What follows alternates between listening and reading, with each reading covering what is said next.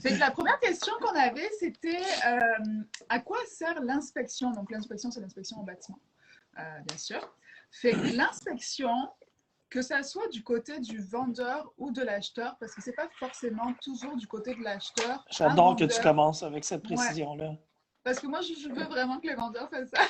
Ah, c'est ça. Un vendeur peut choisir de faire une inspection pré-vente, justement pour que n'importe quel acheteur potentiel soit au courant de choses, d'éléments qui pourraient impacter le prix ou l'utilisation de la bâtisse. Donc, on l'a tout le temps si on fait les démarches comme il faut du côté vendeur et du côté acheteur. Donc, c'est une fois que vous avez une promesse d'achat qui est acceptée sur la propriété, par exemple, si vous êtes du côté acheteur, vous avez un délai pour vous rendre avec un inspecteur en bâtiment qui est agréé sur la propriété, puis il va faire une inspection qui est vraiment générale. Il ne va pas pouvoir aller dans des coins, mettons, je sais Trop pas moi, spécifique, genre. trop spécifique. C'est vraiment tout ce qu'il Ouais. peut atteindre. Donc, ça va être la façade, le toit, les fenêtres, les portes. Il va vérifier les fissures, l'isolation, s'il y a de l'humidité, s'il y a des potentiels risques ou non de pyrites, vermiculite, voilà, des choses qui pourraient arriver sur une propriété.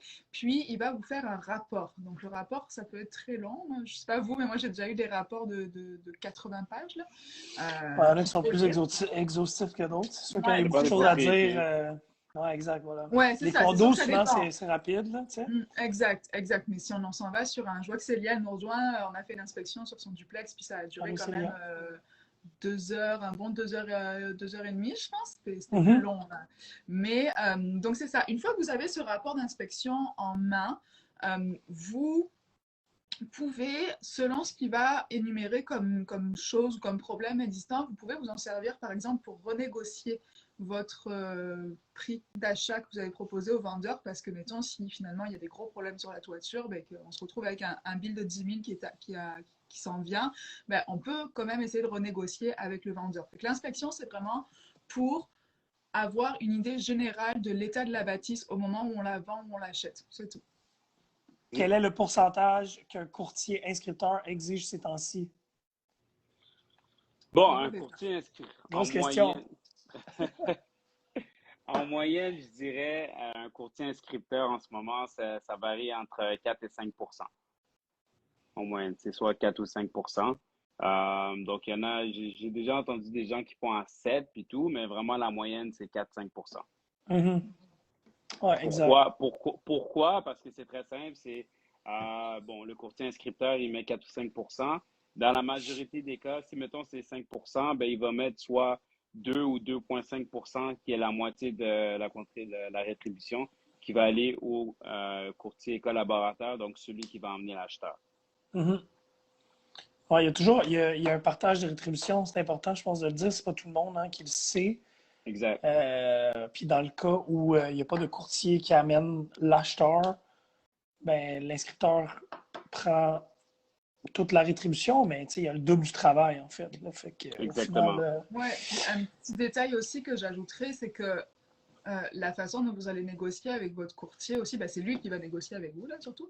Euh, mais selon le type de propriété que vous avez aussi, mettons, on peut en tant que courtier, je pense, dire à un vendeur que si la propriété nécessite une mise en marché qui est plus grosse, avec il y a plus de travail, parce que il y a telle ou telle chose qui peuvent affecter peut-être un la produit qui vente. serait unique ou qu'il n'y aurait pas trop Voilà, c'est d'acheteurs ça. On serait potentiels. tout à fait libre de dire qu'on veut plus s'inscrire à 5 ou à 6. Comme, si c'est justifié, chaque courtier fait ce qu'il veut, chaque courtier a son plan d'affaires. C'est sûr qu'on parle d'une Voilà. moyenne, mais il y a du cas par cas aussi selon les propriétés. Là.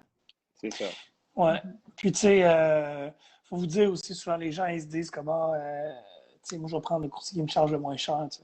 Mais souvent, moins cher veut aussi dire moins de services. T'sais.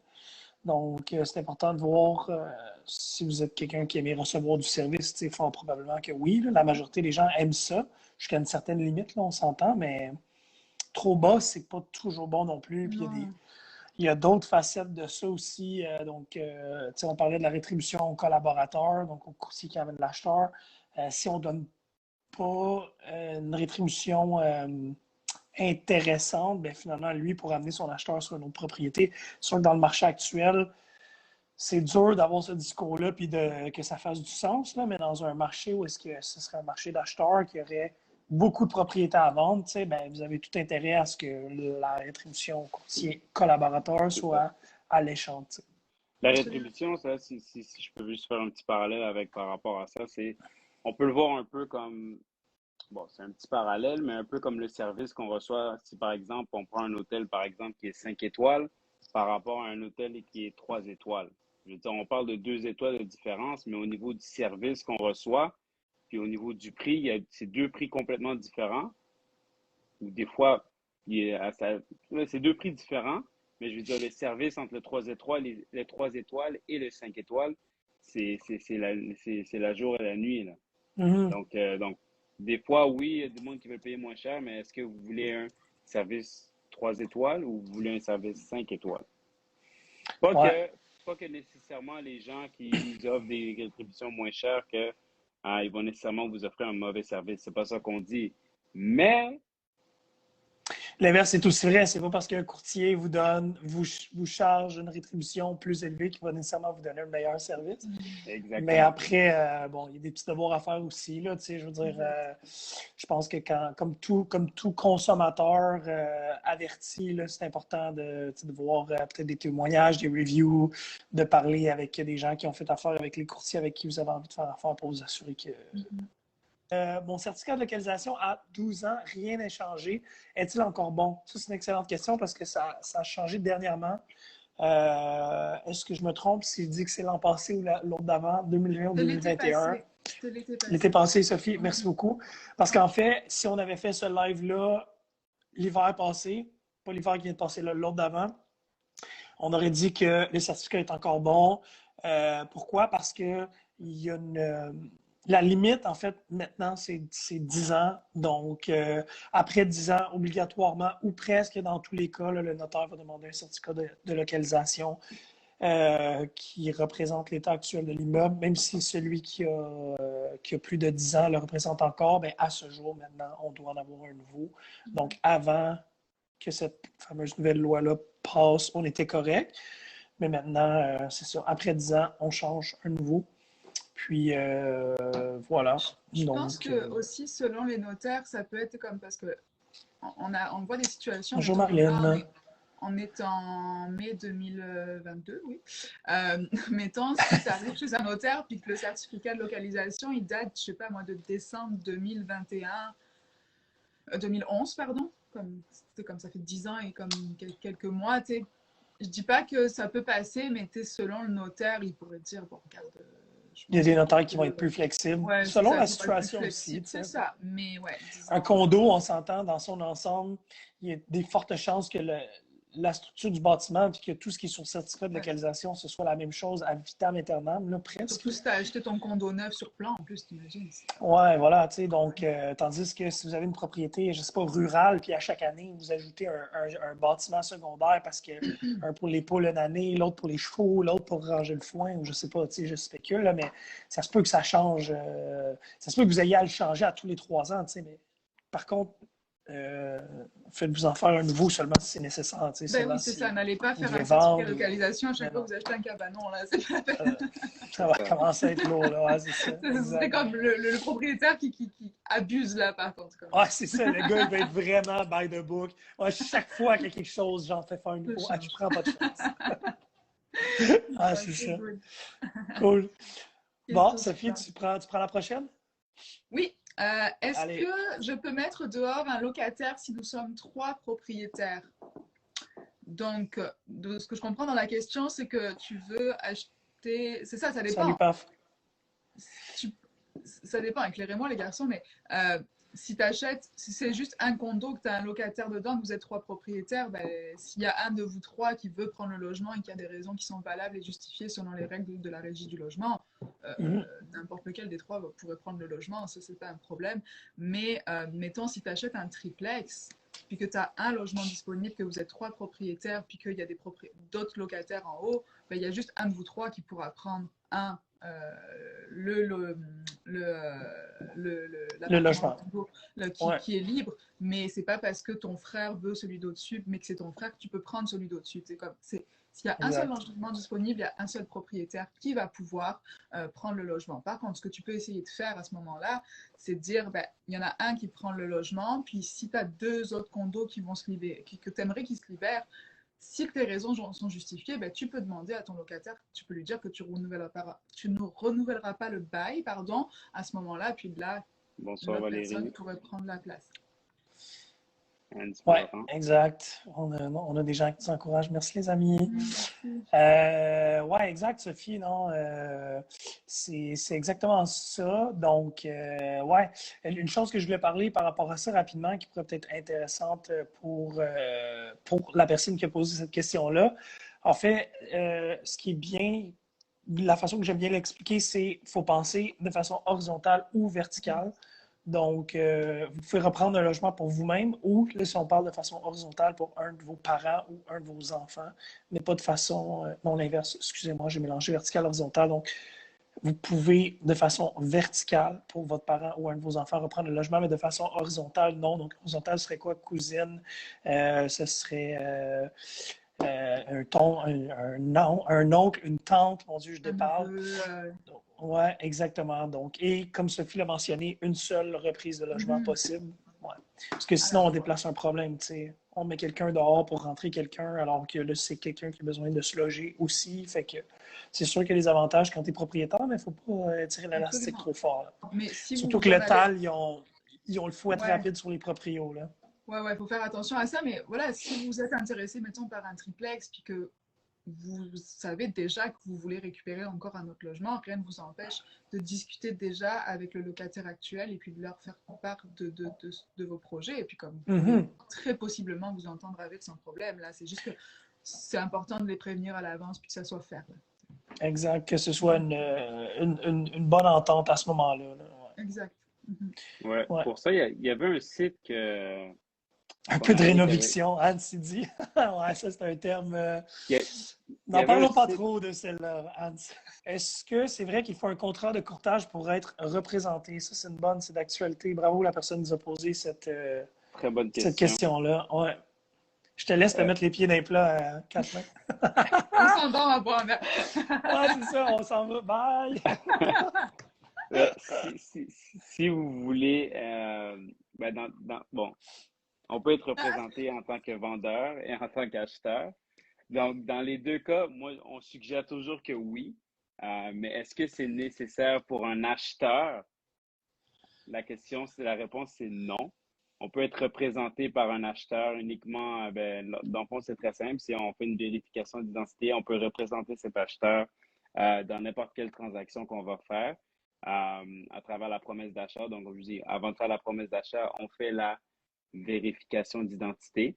Et avec cette vérification d'identité, ça prouve que nous, le courtier, on a fait notre devoir de vérifier que le client avec qui on remplit la promesse d'achat, c'est bien la personne qu'on a devant nous. Donc, on a Mhm. vérifié son identité. Et puis, donc, on est en position de représenter l'acheteur sans nécessairement avoir un contrat de courtage achat avec lui. Mais on recommande un contrat de courtage achat dans tous les cas. Puis, lorsqu'on veut représenter quelqu'un qui veut vendre sa propriété, c'est obligatoire d'avoir un contrat de courtage exclusif, donc un contrat de courtage vente pour représenter justement le vendeur lorsqu'il veut vendre sa propriété. Voilà.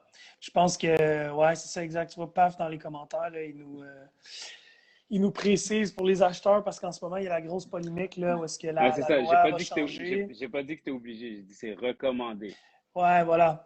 Ça va être recommandé ça va être recommandé d'avoir un contrat de courtage achat pour bien représenter à 100% les intérêts de nos clients, mais effectivement, c'est pas nécessaire. Après, où la limite sera des actions déontologiques qu'on peut faire, ça, c'est encore flou. Fait que, 514 ouais. OG, il dit qu'est-ce qu'il en est de la double Ah, représentation, bravo. Ah, la vas-y, mon nouvelle loi. Catlin, creuse ta tombe au complet, mon gars. Ben, peut-être chargé. Ouais, dans le fond, c'est.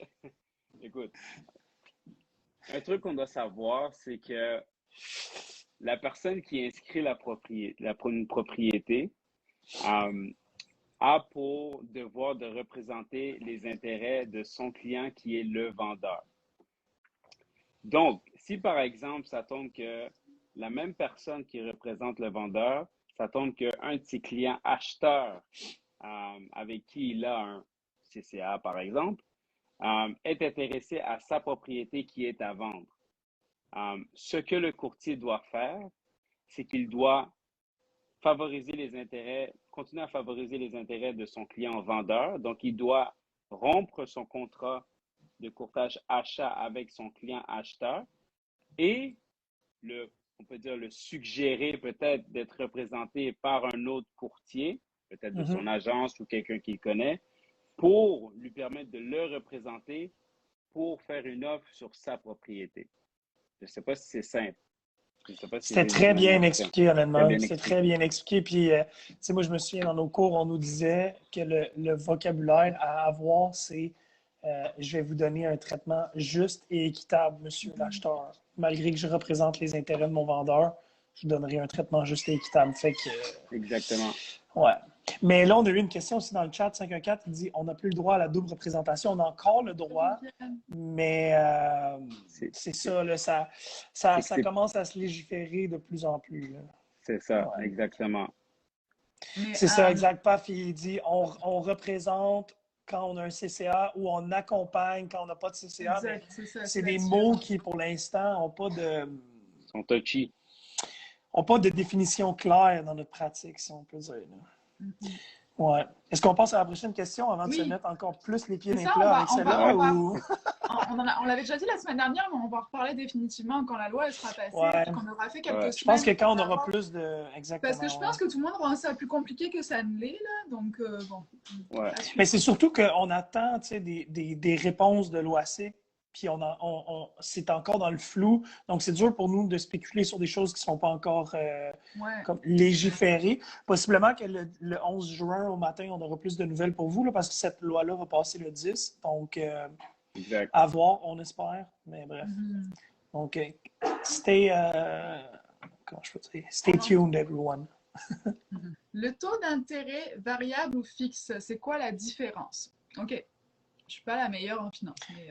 Est-ce que vous vous rendez compte, on va être bientôt capable de dire comme référez-vous à notre live qu'on a fait avec Émilie sur les trucs hypothécaires, Ouais. C'est cool. Alors, je vais pas y aller avec les termes, etc. là, parce qu'on va vraiment expliquer la principale différence. Le taux d'intérêt fixe, c'est que tu vas payer la même chose à tous les mois pendant la durée de ton terme, qui est de 5 ans généralement, ça peut être moins. Donc généralement, un classique, on fait un prêt sur 25 ans avec un terme de 5 ans, fait qu'à tous les 5 ans, tu renégocies ton taux. Donc ça veut dire que pendant 5 ans, tous les mois, tu vas payer la même chose. C'est aussi simple que ça. Quand tu prends un taux variable, qui généralement est vraiment inférieur au taux fixe, il se peut que selon le taux directeur de la Banque du Canada, tes paiements varient un petit peu à chaque mois. Donc, dans l'histoire, le taux d'intérêt variable a toujours été plus avantageux que le taux fixe, de toute façon. Mais c'est à toi de voir quelle est ta capacité au risque financière, mais que de toute façon, ton courtier hypothécaire ou ton conseiller financier va faire pour toi. Donc, bonjour Julie. Tu es capable. Mais c'est ça la différence avec le taux variable, c'est que tes paiements mensuels peuvent varier un petit peu. Ça ne va pas être des 300 pièces de différence, là. Attention, là, mais tu sais, ça peut être du 15, 20 selon les mois, là. Donc, c'est juste ça.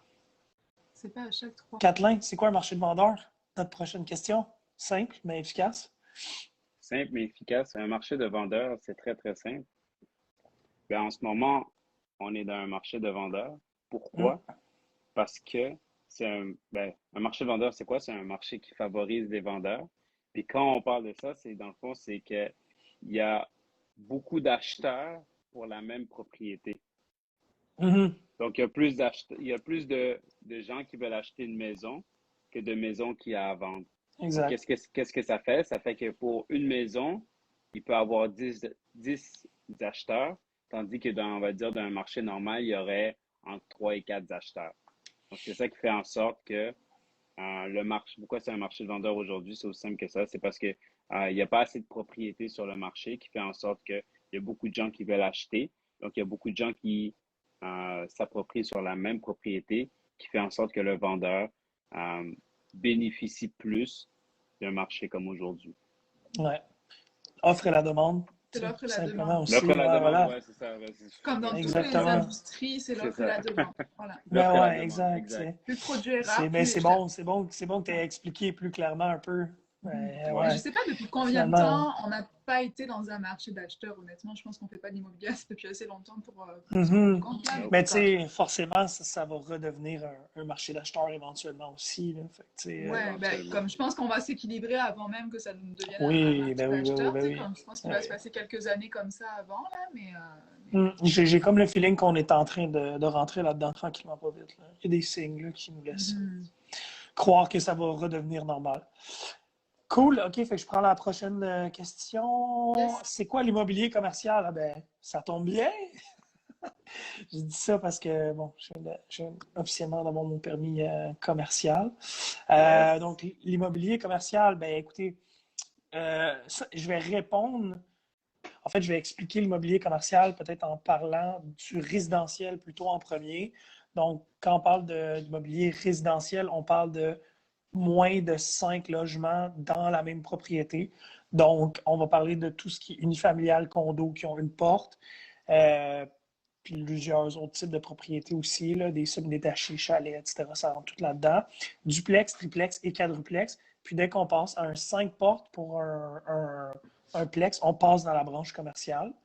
Et puis ensuite, tout ce qui va être en fait à caractère commercial, business, donc ça va rentrer dans le commercial, donc tout ce qui est de la location d'entreprise, tout ce qui est de l'achat de bâtiments avec plus de 50% de commerce. Donc, on pourrait parler, exemple, d'un duplex avec un logement en bas qui serait à destination commerciale, un dépanneur, puis par exemple un appartement en haut. Mais si la superficie du dépanneur prend plus que 50%, à ce moment-là, on serait sur du commercial. Donc, des fois, la ligne est mince, pas mince, mais elle est dure à voir d'un œil extérieur quand on est un acheteur ou un client ou même les vendeurs, des fois, ils ne connaissent même pas la proportion de la partie commerciale de leur immeuble.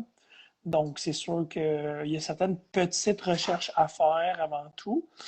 Mais je pense que si vous demandez à un courtier immobilier, qu'il soit résidentiel ou commercial, il va être en mesure de vous aider pour déterminer de quel type de courtier immobilier vous avez besoin, en fait. C'est la garantie légale, ça sert à quoi? Je l'aime, celle-là. Ben, il y a deux garanties. Tu as la garantie du droit de propriété, puis tu as la garantie de qualité. Fait que la première garantie, qui est la plus importante selon... ben, les deux sont importantes là, mais la garantie du droit de propriété, c'est vraiment... ça veut dire que quand tu vends une propriété à quelqu'un, il faut qu'elle soit exemptée de tout vice, d'irrégularité, que ce soit des empiètements, des limitations de droit public, d'hypothèques, etc. Il faut vraiment que... C'est comme si tu faisais un reset un petit peu, je dirais, de la propriété Ouais, avant de la donner à quelqu'un d'autre. Il faut vraiment que tout soit nickel. Puis de toute façon, un notaire ne fera pas une transaction s'il voit qu'il y a des irrégularités qui n'ont pas été arrangées sur la propriété avant ou dans tes dossiers. Donc ça, c'est la garantie légale du droit de propriété.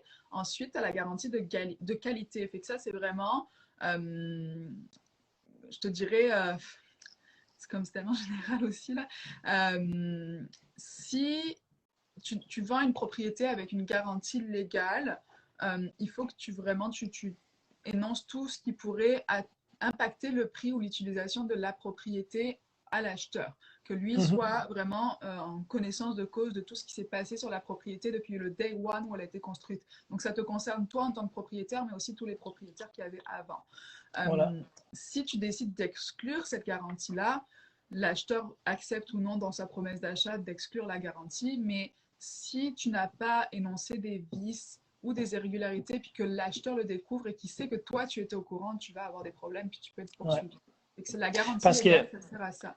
j'ai envie de préciser un peu ce que tu dis, Mhm. dans le sens où, quand tu parles de la garantie de qualité, on parle souvent des vices cachés. Hein? dans ce Oui, temps-là. Tu sais. absolument. C'est souvent des choses qui sont arrivées si vous avez eu des dégâts d'eau, si vous avez eu, tu sais, je sais pas, de la moisissure à des endroits, ou Mhm. si vous avez, tu sais, vous savez que, mettons, quelque chose doit être changé pour améliorer la jouissance des lieux, de la personne, tu sais, que ce soit, je sais pas, des fenêtres qui ont des thermos à changer, un ouvre porte de garage qui marche plus, tu sais, peut-être que l'acheteur, il regarde pas ça là, quand il Absolument. assume qu'il fonctionne, tu sais, mais là, s'il fonctionne pas, mais c'est un risque caché, tu sais, au C'est final. ça. Donc, Par contre, vous avez la liberté de vendre avec garantie légale en excluant certaines choses. Et ah, ça, généralement, c'est bon, c'est un bon point. ce qu'on exclut, c'est, on en avait parlé déjà avec Atlan aussi la semaine passée, ce qu'on exclut généralement, c'est si vous incluez des électros, ben, enlevez la garantie légale sur les électros, au moins vous êtes tranquille et vous savez que si Mhm. l'acheteur il débarque, qu'il prend les clés et que le four il marche plus, bon ben le four il marche plus, ben, tant pis là.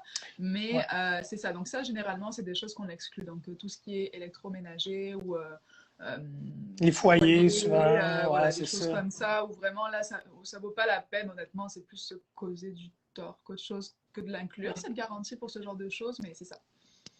Puis aussi, hein, rapidement, je pense un autre détail qui pourrait peut-être être pertinent de savoir, là, quand vous enlevez la garantie légale dans un marché normal, là, en ce moment, c'est la mode là, un peu là, d'enlever la Ouais. garantie légale comme on est dans un marché de vendeurs, comme on expliquait un peu plus tôt. Mais normalement, vous perdez entre 5 à 8 du prix de vente là, quand vous excluez la garantie. Fait que c'est un pensez-y bien. Là, si vous savez que vous avez pris soin de la propriété, il n'y a pas de problème. Il n'y a pas nécessairement de raison de l'enlever. Là. Dans un marché normal, c'est plus les successions, les gens qui n'ont pas habité la propriété, qui ne connaissent pas les reprises de finances, les personnes âgées Mhm. qui n'ont pas envie d'avoir de poursuites après. T'sais. Donc, ouais, c'est un peu ça. Là. Kathleen, voulais-tu ajouter un petit truc là-dessus? Ou... Non, tout a été dit. Cool, cool. Fait qu'on te lance la prochaine. Ouais. Tu prends j'aime ça, Kathleen, tu vas voir les questions que tu as se ressemblent. C'est quoi la Mhm. surenchère? On vient. La surenchère. La La surenchère. fameuse. La fameuse surenchère. Ben, c'est très simple. La surenchère, c'est lorsqu'il y a plus qu'une offre d'achat qui est envoyée ou présente. Mais lorsqu'il y a plus qu'une offre d'achat qui est envoyée sur une même propriété. Donc, du moment qu'il y en a deux, ben, il y a de la surenchère. Donc, parce qu'il n'y a pas besoin d'avoir 5, 10, 20, 30 pour offre. Du moment qu'il y a deux offres, c'est considéré de la surenchère. Parce que ça va être OK. probablement vendu au-dessus du prix affiché de toute Ouais, façon. exact. Exactement, oui, parce que ça va Ah, être parce affiché que deux offres, aussi. c'est de l'offre multiple. Deux offres C'est au-dessus ça. du prix, c'est de la surenchère. Au-dessus du prix, oui, excusez-moi. C'est ça. Donc, c'est ça. Du moment que ça va être des offres qui vont être au-dessus du prix demandé, ça va être considéré comme de la surenchère. Ouais, parce qu'il y a fort à parier que si quelqu'un fait une offre, s'il y a juste une offre sur la table, pourquoi mettre plus que le prix demandé, tu sais? Mais s'il y en a C'est deux, ça. on rentre en compétition, On effectivement s'entend que que. Ouais. ouais, ça risque d'aller un petit peu plus haut. Comment arrives-tu à gérer le stress de tes clients? Oh mon Dieu, mais ça, moi, je le dis toujours, là, l'immobilier, c'est une business de gens avant d'être une business d'immeubles, là, je trouve. Là, fait que c'est sûr qu'on porte plusieurs chapeaux dans l'immobilier. On est des psychologues à temps partiel un peu, là. Surtout dans le marché actuel. Là, mon Ouais. Dieu, là, Mhm. c'est sûrement que vous avez vécu des beaux trucs. Là, en fait, surtout avec les acheteurs, là, parce qu'il y a beaucoup de. Il faut être très résilient en ce moment là, face aux promesses d'achat refusées, à la difficulté du marché, à la surenchère à devoir mettre pour être la propriété choisie. Là. Fait que, Mhm. mon Dieu, c'est quoi les trucs que j'ai? Avez-vous des trucs pour vous pour quand vous gérez Ouais. vos clients? Sophie, tu dis oui, vas-y, je vais Ben, passer moi, au mien déjà, la pendant que tu. première rencontre, surtout quand c'est des ben, vendeurs ou acheteurs, là, mais première Ouais. rencontre, là, ce que je dis, puis c'est mon coach à l'agence qui m'a fait penser à ça, là. Cool. Maintenant, je dis comme que tu me connaisses ou que tu me connaisses pas, là, que tu sois mon ami, une référence ou quelqu'un de mes réseaux, ma publicité, n'importe quoi, là, la première chose que je dis, c'est comme, attends-toi à ne pas m'aimer pendant la transaction. Parce que je C'est suis bon pas ça. là pour être ton ami pendant la transaction, je suis là pour être ton ami après la transaction parce que Ouais. on aura fait de la good job ensemble. Fait que si tu as le moindre stress, etc., je vais être là pour te rassurer, bien sûr. Mais il faut aussi un peu jouer la game de la main de fer dans un gant de velours, là, je pense que c'est ça qu'on dit. Ouais, Mais c'est bon ça.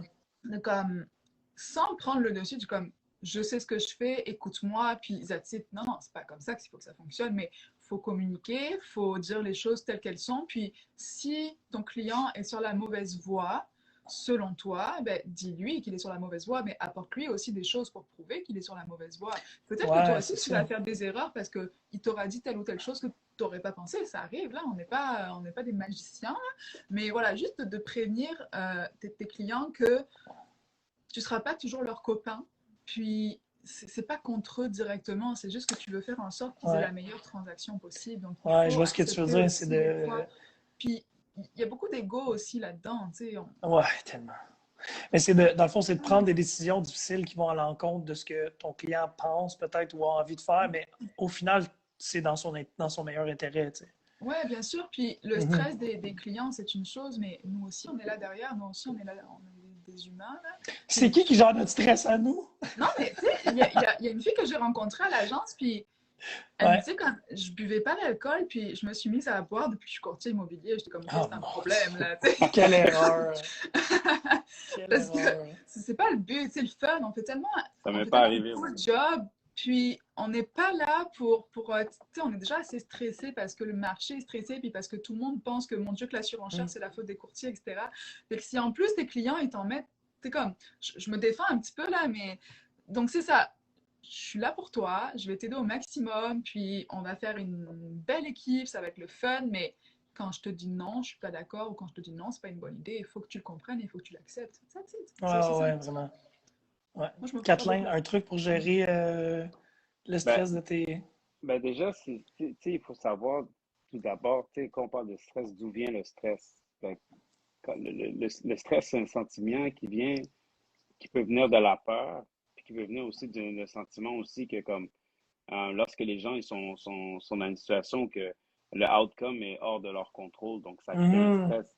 Donc c'est Ouais, pour ça que vraiment. nous, d'abord, je pense qu'on doit arriver avec, on doit être confiant, on doit leur démontrer qu'on doit avoir cette confiance pour leur démontrer que comme, euh, justement, leur démontrer que tout est correct, comme je suis là, je sais qu'est-ce que je fais, t'as pas à t'inquiéter, genre. Donc déjà, Ouais. on doit arriver, montrer au client qu'on est confiant. Puis je veux dire, des fois aussi, il y a beaucoup de gens qui peuvent stresser à travers des petits détails. Donc ça peut être des petits détails comme, ah, est-ce que tu m'as envoyé la DV? Est-ce que puis tu l'as pas envoyé? Puis tout, tu dis que tu l'envoies dans 15 minutes, mais tu l'as envoyé genre un jour après. Donc des fois, c'est peut-être faire des petits détails, peut-être que nous, de notre part, lorsqu'on dit quelque chose, ben, qu'on Salut, le Étienne. fait. Mais qu'on le fait, pourquoi? Parce qu'il y a certaines personnes qui ont des petits détails comme le fait d'envoyer la DV en retard, ben, ça va leur faire un certain stress. Ça va être Tandis que, important pour eux, ouais. exactement, tandis que pour eux, c'est super important, surtout pour ceux que, par exemple, que c'est leur première nouvelle propriété, qu'ils attendent un Mhm. enfant ou quoi que ce soit, des nouveaux mariés ou quoi que ce soit. Donc, eux, Ouais. ils vont vraiment prendre. Donc, nous, c'est important qu'on soit non seulement confiant, qu'on ait justement une stratégie pour eux pour les rassurer. Donc, plus on les rassure, moins ils seront stressés. Donc, Oui, ça, absolument. c'est C'est un bon donc, point que parce tu amènes, Kathleen. Ouais. ils auront moins peur. Puis lorsqu'ils auront moins peur, ben, justement, ils vont être moins stressés, puis ils vont avoir plus confiance en nous, puis ça va mieux aller. Ouais, parce que Mhm. je trouve que nous, on participe juste à l'aspect immobilier, mais c'est vrai que les gens, ils ont plein d'autres problèmes à gérer dans leur Oui, vie, là, tu sais. absolument. Ce matin, là, j'ai un de mes clients vendeurs, il me parlait du certificat de localisation qui allait peut-être pas arriver à temps, puis on allait être obligé de prendre une assurance titre. Tu sais, moi, dans ma tête, je suis comme, OK, mais à la limite, là, l'assurance titre la plus chère est peut-être 500 $, tu sais, puis il fait un bon profit, mon client. Mais il me dit comme Alex, j'ai plein de choses à gérer en ce moment. Là. J'ai ça, j'ai ça, j'ai ça, j'ai ça, j'ai ça. Puis je suis comme, hey, tu sais quoi? Je m'en occupe, tu sais. Faites-en pas. Comme. Mais oui, c'est Fait notre que, sport. tu sais, quelque chose de petit peut effectivement stresser les gens. Fait que, ouais, vraiment, Ouais. je suis Puis, 100% d'accord. Puis j'ai trouvé mon truc que moi, je dis à surtout mes acheteurs, j'essaie de leur demander de se détacher émotionnellement un petit peu de la transaction. mhm. Moi, c'est ce que je leur dis, tu sais. Ouais, ouais. Puis je te dirais aussi, si je devais. C'est vrai que tu as raison, Kathleen, là, comme les gens sont stressés aussi, ils ont leur vie, puis comme tu le confirmes, Alex, puis euh, Mm. faut s'adapter aussi selon les personnes, parce qu'il y en a qui vont absorber le stress et le risque mieux que d'autres aussi. Fait que, tu sais, comme nous, en tant que courtier, je pense qu'il faut qu'on soit un petit peu caméléon là-dedans, puis que Ouais. moi, j'ai des relations tellement différentes avec tel et tel client, c'est Ben incroyable. Il y en a oui. où vraiment ça prend beaucoup d'explications, puis comme il faut que je réponde rapidement, etc. Parce que sinon, ils stressent, puis c'est correct. Puis il y en a d'autres où ils s'en foutent complètement, pas de stress là, parce que Ils me font ils ont confiance à déjà 100%. l'habitude, où ils Puis, ont confiance, etc. Puis ouais. aussi, faut être honnête, je pense, avec nos clients. Des fois, quand les situations vont mal, ça arrive qu'il y ait des problèmes. Faut être honnête. Ok, là, il y a un problème en ce moment, mais je vais le gérer. Et puis, il faut pas que ça soit marqué sur ton front, mon Dieu, je suis pas en contrôle.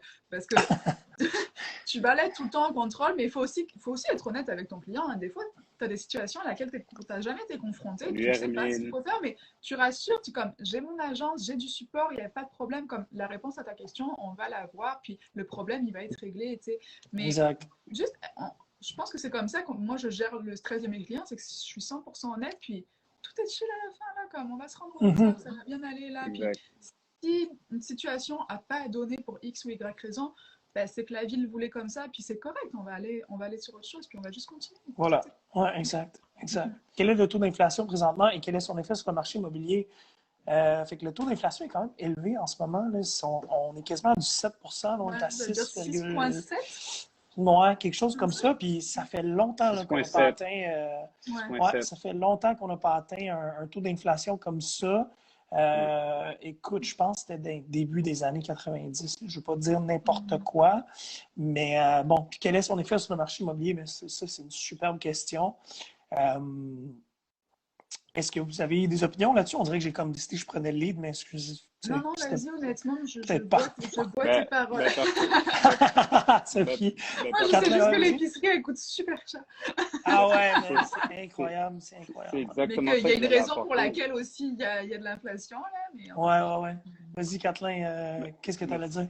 mais c'est ça, c'est dans le fond, avec l'inflation, ça fait en sorte que, oui, les gens, comme, OK, ils se donnent un budget, par exemple. Tu sais, Ouais. l'inflation, je pense pas que ça va affecter nécessairement les pré-approbations ou les gens ou quoi que ce soit. Mais dans leur tête, mettons la personne qui se dit, OK, moi, dans ma tête, je peux faire un 2 000 $ de loyer par mois. Ben là, avec l'inflation, ben ça va pas nécessairement affecter combien ton loyer va coûter, mais ça va plus affecter les autres choses. Donc, par exemple, ton épicerie puis tout le kit.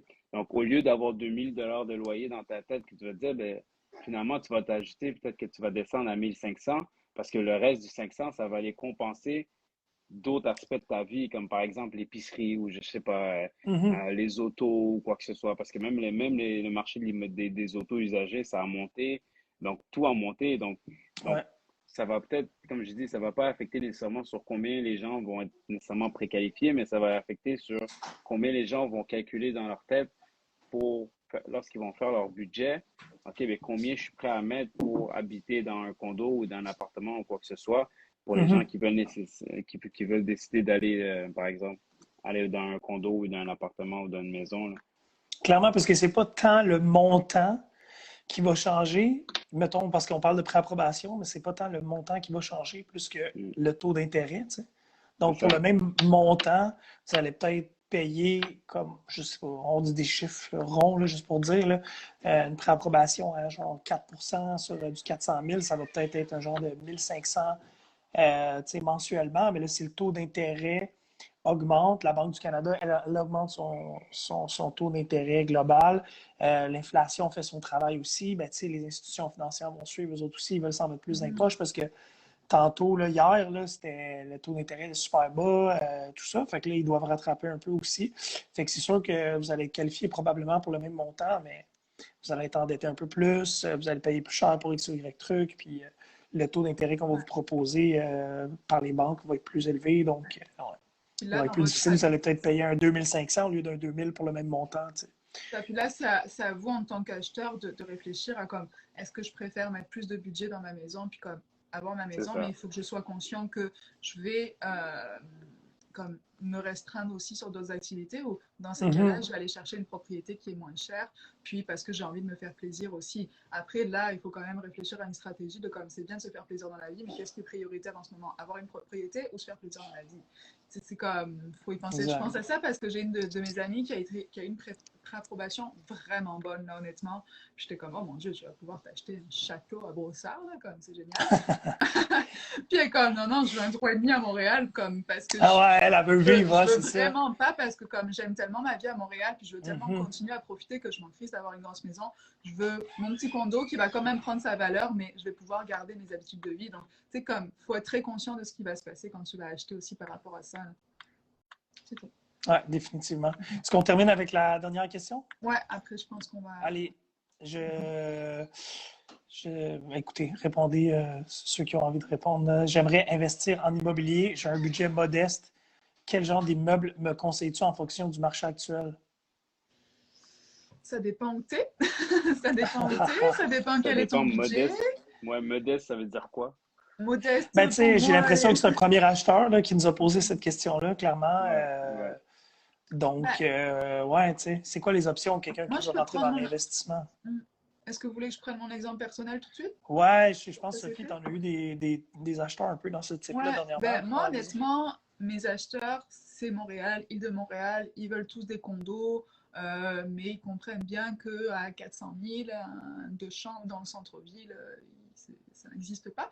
Fait que t'es comme moi, les nouveaux acheteurs que j'ai en ce moment, qui ont quand même un budget correct pour un bon 3,5, etc., mais pas dans le centre de Montréal, ben, tu sais, comme je les pousserais plus à aller dans des secteurs qui sont en développement autour du centre où tu vas aller récupérer une plus-value qui va être assez rapide sur ton condo, donc généralement en construction neuve, Ouais, où là, comme tu sais d'avance que au moment de la livraison, tu auras récupéré probablement un 40-50 000 sur ton condo, puis là, tu pourras ensuite refinancer, puis comme acheter quelque chose de plus grand. Mais je te dirais que quel genre d'immeuble me conseilles-tu en fonction du marché actuel? Ben, c'est juste un immeuble où ne sois pas trop gourmand, puis sache que si c'est ton premier investissement, ça ne sera possiblement pas le dernier, et que des fois, il Mhm. faut aller voir un petit peu plus petit, un petit peu moins dans le secteur que tu aurais privilégié, etc. Parce que à vouloir trop se concentrer sur un secteur que tu veux absolument, ou de toute façon, ton budget ne te permet pas d'acheter quelque chose, tu vas Ouais, perdre l'occasion d'aller investir autour, où là, ça va augmenter aussi, puis comme tu vas te finir que tu vas te retrouver complètement à l'est de l'île, au bord de l'eau. C'est super d'être au bord de l'eau, mais comme il n'y a pas grand-chose là. Fait que, ouais. moi, ça serait plus mon avis pour mes nouveaux clients, en tout cas en ce moment. Dans le fond, moi, de ce que j'entends, de ce que tu dis, c'est faites des concessions, finalement, tu sais.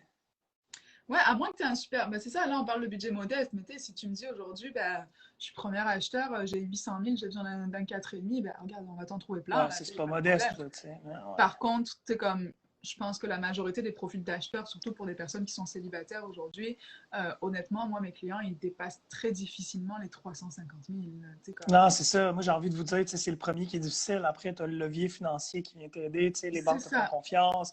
Tu es un bon payeur pendant X nombre d'années. Tu sais, puis ta situation a changé aussi. Ton Mhm. immeuble n'a pas possiblement pris de la valeur. Bonjour, Sonia. En Ouais. tout cas, Kathleen, as-tu un petit truc pour les gens qui aimeraient investir en immobilier avec un budget modeste?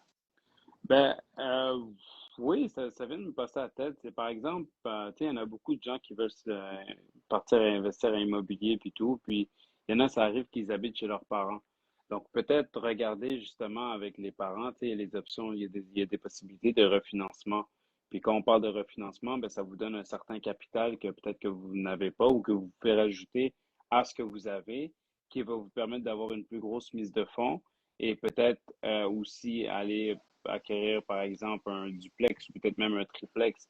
Donc, ça Hmm. peut être des trucs qui sont très, très, très intéressants, des options de refinancement, tout dépendant, comme je dis, si vous habitez avec vos parents ou avec quelqu'un, puis tout, peut-être ça serait une option aussi à regarder.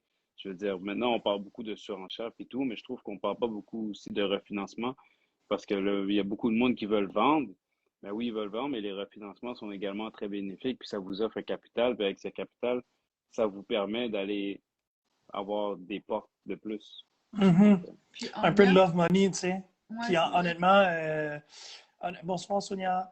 Puis honnêtement, tu sais, ce que tu dis, c'est pas nouveau, là, mais dans le sens où, effectivement, tu as absolument raison, les gens oublient un peu cette porte-là, mais c'est quoi? C'est il y a peut-être 5 à 6 mois, là, je me rappelle plus quel journal, mais ils ont fait un article super intéressant avec des données de savoir combien, c'est un pourcentage, là, mais exemple, je ne vais pas dire n'importe quoi, là, mais mettons 30% des premiers acheteurs se font aider par leurs parents pour acheter, tu sais. Fait que d'être conscient de ça, là, que on est rendu là, tu sais. mhm. mm. Mm. Puis en lien avec les parents, là, moi, j'ai une de mes clientes qui s'est fait augmenter sa préapprobation de 80 000, ouais, 80 000, Ah parce ouais, quand qu'elle a même. trouvé des garants. Ah Juste le ouais, fait d'avoir wow, des juste parce que, garants, ouais, il y ouais, avait c'est quelqu'un quelqu'un de un solide. co-signataire, là, C'est un ça, peu, un là, tu sais. co-signataire, donc quelqu'un de solide qui Ouais. va dire si l'acheteuse n'est plus en mesure de payer ses montants hypothécaires pour X ou Y raison, moi Mhm. je vais être capable d'aller les payer pour elle. Donc, il faut Ouais. avoir les garants, là. Tu sais, mais ça peut être une option aussi. Puis là, on parlait Fait que des c'est ça, parents, mais les sans, parents, sans que ça les pourrait être des très parents bons s'impliquent garants. financièrement. tes parents qui sont safe financièrement, qui ont déjà payé leur maison, puis qui n'ont pas de dette, etc. Ça, c'est super bon, là. Ça peut Exact. vraiment t'aider pour ton achat, là. Ouais, vraiment. Honnêtement, c'est des bons trucs là, qu'on donne, tu sais. J'étais la Fait que je première pense que choquée, une augmentation de 80 000 pièces. J'étais comme, OK, là, genre, ça change vraiment la donne pour la Ben recherche, ouais. là. Ouais. ouais, puis à la limite, faites aussi un deal avec vos parents, tu sais. Je veux dire, il y a un programme gouvernemental que je trouve fantastique, mais en ce moment, canadien, tu sais. Puis j'ai envie de dire aux gens comme crime, faites ça avec des gens que vous connaissez, là. Tu sais, le gouvernement va te prêter un certain montant d'argent pour que tu puisses acheter, là. Bon, je connais pas tous les rouages de ça, là, mais la conclusion, c'est ce que je me souviens bien, là, c'est qu'au final, quand tu vas revendre ta propriété, mais le gouvernement va te demander le gain ou la perte aussi. Ils vont participer au gain et à la perte Ouais. de la valeur de la propriété, mais on s'entend, vous puis moi, ça fait 10 ans que Centris recueille des données, il n'y a pas eu de perte globale là, dans l'immobilier. Fait qu'ils ne sont pas contre le gouvernement canadien aussi, ils le savent. Fait qu'ils vous prêtent de l'argent. Puis si, exemple, je dis n'importe quoi, ils vous prêtent 2 de la valeur de la propriété, bien, quand vous allez la revendre tantôt, dans 10 ans, vous allez leur redonner 2 du profit que vous allez avoir fait. Mais pourquoi vous n'appliquez pas ça avec des gens que vous connaissez, qui ont envie de vous aider? Faites faire de l'argent à vos parents, à vos amis, Ben ou oui. au lieu d'avoir le gouvernement canadien. C'est le fun de se mettre des. Non, c'est vrai, c'est bien d'avoir parlé de ça, toi De et moi. s'allier et puis que ce soit win-win pour tout le Mhm. monde. Tout à fait. Bref. Tout à fait. Ouais. Je pense que c'est les bons trucs qu'on vient de donner à cette personne-là, quand Ouais, même. pas mal, mais Ouais. comme c'est sûr que je pense que ça vaudrait la peine de refaire un petit live de questions comme ça parce qu'on n'a pas pu toutes les faire. Puis peut-être Ouais. des fois en prendre plus de 3, 4, puis comme développer un petit peu plus. Là, Ouais, on on pourrait essayer pourrait. de faire ça, mais je pense que déjà pour aujourd'hui, on a répondu quand même à pas mal de choses. Ouais. J'espère que tout le monde est Cool. Fait que, les amis, content. on se dit à la semaine prochaine. Yes.